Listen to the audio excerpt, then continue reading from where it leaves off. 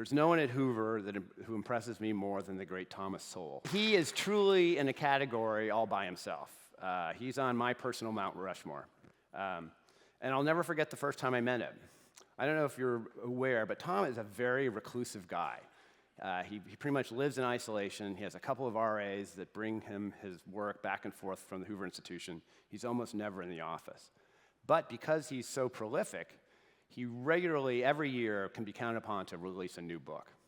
And when he releases a new book, he comes out of hiding to do publicity. And so he was in at Hoover, he was in our studios, he was going to shoot an Uncommon Knowledge with Peter Robinson. You may have seen Tom on that. He's made many appearances over the years. And he's sitting on the set in the chair, and they're working on the lights, and he's come out of hiding, and there he is in the wild, and I think, now's my chance. I can meet my hero.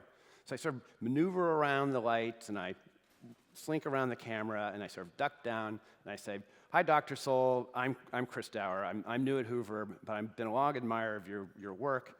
I think it's extraordinary." We start talking a little bit about his latest book, which was Intellectuals and Society at the time. So he's sharing we're talking about the ideas. I'm engaging with him. I think I'm impressing him. I think he senses that I'm a guy who appreciates his work. So I'm making that first impression with my hero, and I see from off right a figure approaching the set, and the figure starts applying powder to Tom's head because the video shoot is about to begin, and he doesn't like it. He doesn't like being powdered at all. And he's a curmudgeonly guy to begin with, a bit.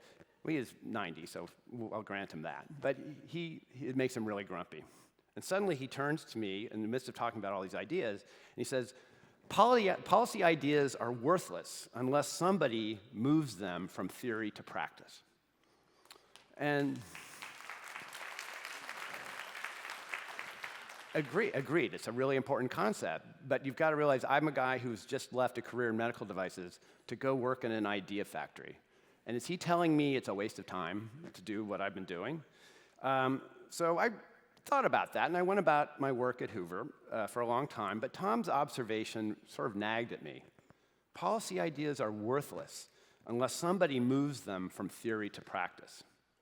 Now, finally, years later, at SPN, I have the chance to follow Tom's advice because the work this network does puts great ideas into practice. What you do really matters. You make Tom Sowell's vision a reality.